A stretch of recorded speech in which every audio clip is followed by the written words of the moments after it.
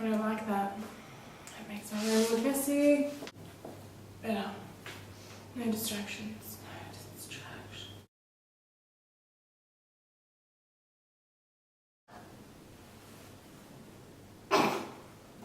It's gonna go up. Hi everyone! Sorry, it's been a while since I've last vlogged.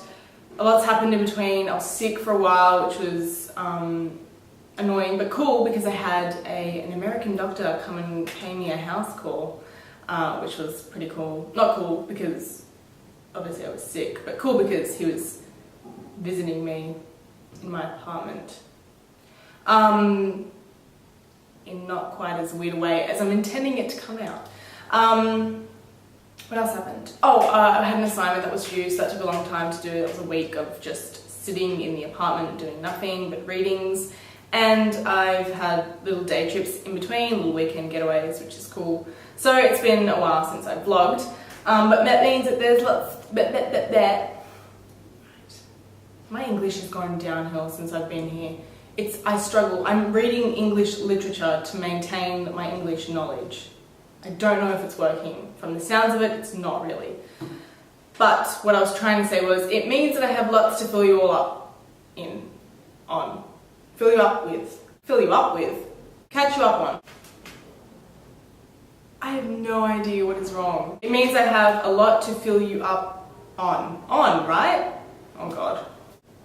So first of all, yes, I got sick, had a doctor come to the apartment, and it's really interesting. He was like, he prescribed me some stuff to take because I just couldn't sleep at night at all. I was just sitting upright the whole time.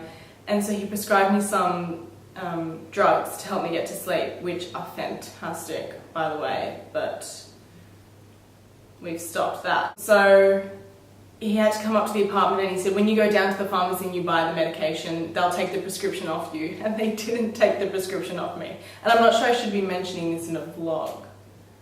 But they did sign up on it, so maybe that means that I can't use it again. But anyway, it was quite an experience. It all went very smoothly, which was good. I missed home a lot during that time because there was no one to rub my hair and make me chicken soup. But it was okay. It was fine. I survived. I also had an assessment to do. Nobody wants to hear about assessments, and who cares? It was very boring. I did it sort of on like the idea of student-teacher relationships in lectures. Things that I've noticed that are different from Bologna to back at home, the uni that I go to at home. And for starters, students are not on their laptops on Facebook all the time. They're actually taking handwritten notes, and they're diligently listening to what the lecturer is saying, who just talks for 2 hours, who just talks. There's no tutorials, there's no group discussions, it's just literally you sit in a lecture room, they talk to you about the content, and you have to take it down so that you can regurgitate it at the end of the semester when you have an oral exam. So you have to, which, by the way, is open to the public, so people can watch. Oh, it's very weird, but anyway, it's fine. It's an experience, and it's pretty cool, and sometimes I daze off a little bit, and I'm like, ooh, what should I cook for dinner? But, you know, you get back right on track. You try to. So yeah, but the assessment that I had to do, yeah, was based on lectures and stuff like that in Italy. It's not in Italian or anything, it's more like cultural things that I'm noticing as I'm a student overseas. So they're from my home university. So that's the third one done. So one more to go for this semester, which is cool. Can't wait. What else have I done? Oh, we went on a weekend tour away with ESN, which is an Erasmus student network. That's a European thing, and they booked a trip to Toscana, which is Tuscany, and there we went to San Gimignano, Siena, Pisa and Lucca, which, San Gimignano is my favourite. It is so beautiful. The views there are just phenomenal. Okay, someone can hear me doing a vlog. The views are spectacular, it's so beautiful, it's really antique, it's really ancient looking. It looks kind of like a medieval fortress, like it was just kind of something from Game of Thrones. It's really beautiful though, I loved it there. And then we went to Siena in the afternoon on the first day after San Gimignano, which was also beautiful. We had really good weather, which was great. And in Siena, it's so hilly, so you're just constantly walking up and down, but the inclination is so steep that, like, here we go, here's an inclination, I'm walking up, that's me walking up, and I'm just like, wow, so pretty, much pretty, wow, photo, yeah. And then you get to the top and the view of the entire city, mind blown, so beautiful. Lots of churches, lots of towers everywhere. You kind of get sick of the towers. You're kind of like, oh, tower, yay, let's go up that one and see another panoramic view. But it's all worth it, it's beautiful. Funniest thing about this trip, on that day when we went to Siena, in the little blurb, I don't know, like there was an introduction, they send you an email like, do you want to go on this trip? Hey, if you want to, on this such and such date, and then meet us there at blah blah blah. And they give you a little rundown of what the trip is. So they said a wine tour in Siena. Kind of an idiot would I be if I didn't book this trip because it said wine tour in Siena. So I was like, yes, put me down. I'll do the wine tour. Yes. And so they started this wine tour. These people came over.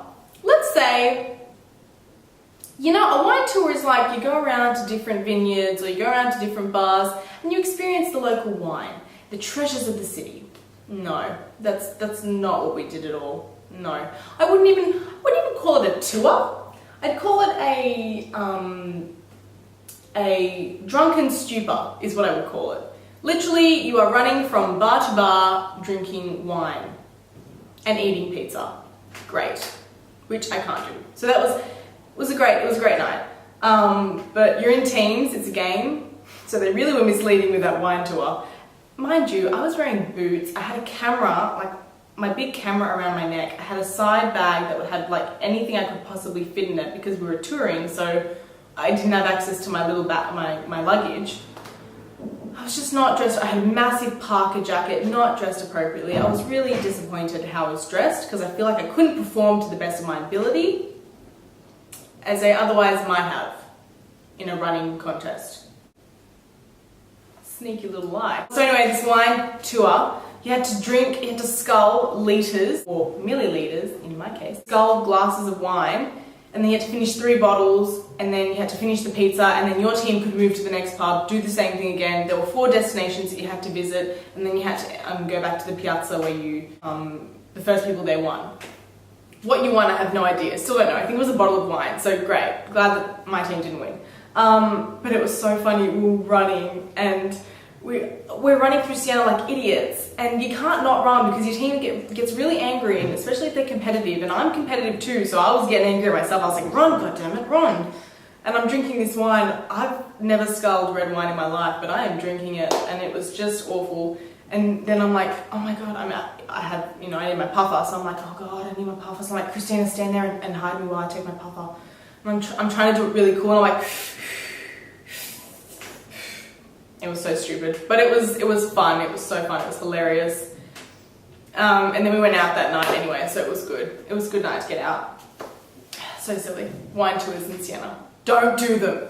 No, it was only because it was a Erasmus student-based thing, which is why it was like that. But otherwise, it was fun. Siena's beautiful, so that's okay. The next day we left for Pisa, and wow, seeing the Leaning Tower of Pisa, ticket off the list. As soon as I walked in, mind you, nobody ever mentions that there are other buildings around the Leaning Tower of Pisa. So there's like this massive cathedral, which is gorgeous. And I was like, I'm kind of liking you more than the tower.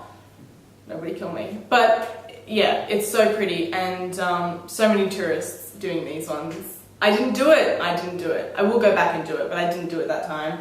But we took so many selfies, Christina and I took so many selfies on this tour that we lost our group. So we ended up going for a stroll, trying to find them, couldn't find them, sat down and had the best lunch ever and the best gelato ever. Thank you, Pisa. But it's beautiful. The Leaning Tower of Pisa is spectacular. It's so weird to see it in a picture and then see it in real life. And I think it's like one of the first main sites that I've seen that's kind of famous, like well known. So Italy's like the Colosseum, Pisa, and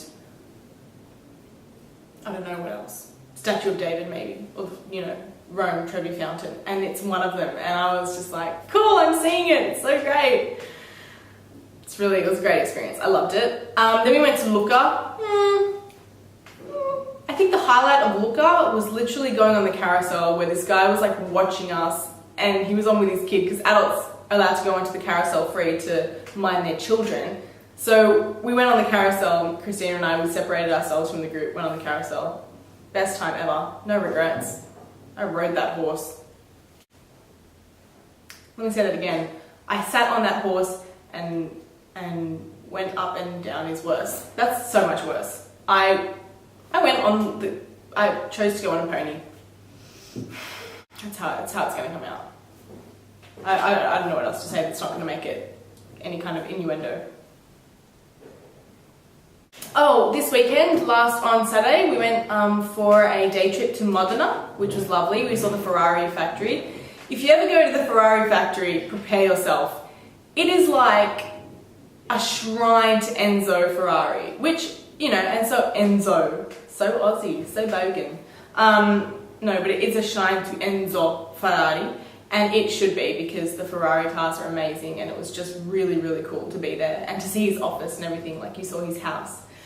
But there's like the lights go down in the actual hall where all the cars are. There's a presentation and the lights go down, and then this music comes over, and it's just like, you know, it goes through the decades of the 1900s, and it's like 1920, it's like war, and there's like these planes on the screen, and it's all on this wall, and there's just like music, and then Pavarotti comes on and starts singing like the biggest, I don't remember what song it was, but he was singing some fantastic song, and it's like a, you know, shrine to Enzo, and it's like, he's our god. It was so funny. And then it's like 1930s, and the 1940s, war hits again, and Italy's in the war, and it's got these pictures of war and planes and everything.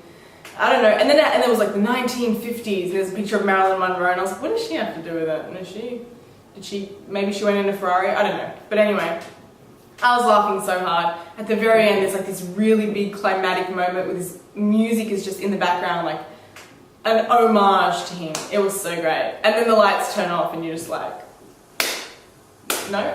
Are we supposed to clap at this? I wasn't entirely sure. But that was the highlight of Modenna. Modenna is beautiful, but it's so quiet. It's very green. There's lots of trees everywhere, which is really nice, but it's very quiet. It's nothing like Bologna.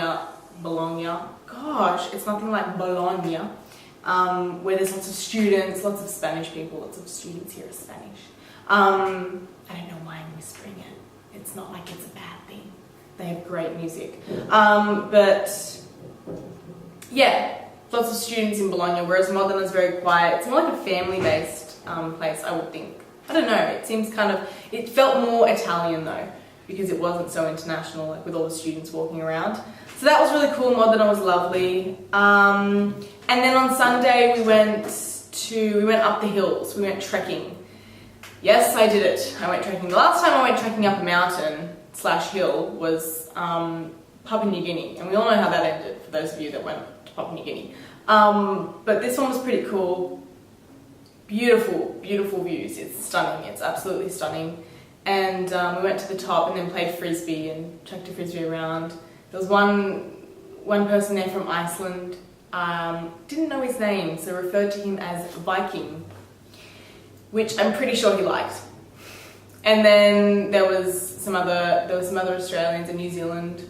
Yeah, lots of international students do these little trips that ESN organise, or ESEG, which is the other one that we'll be going to. Yes, you can hear me vlogging.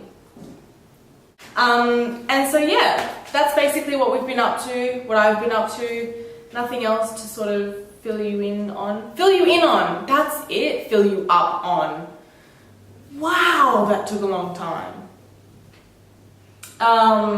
What else have I been doing? Oh, for Easter, I'm going to Rome, going to Vatican City, so I'm very excited. Papa Francesco blessed me.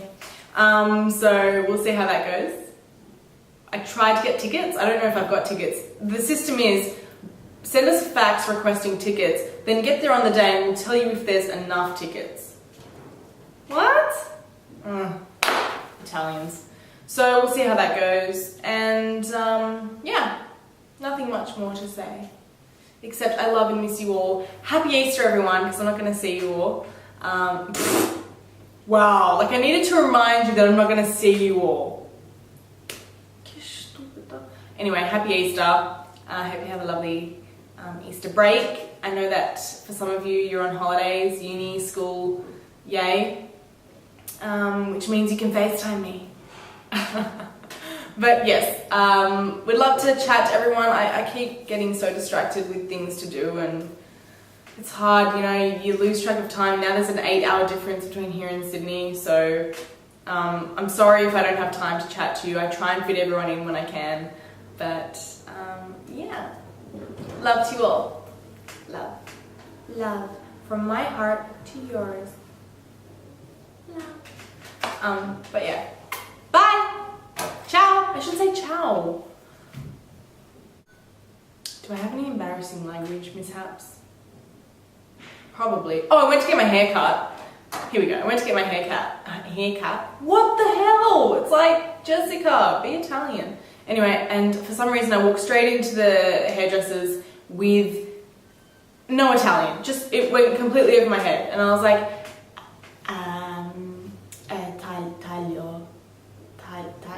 snip, snip. God, it was so embarrassing.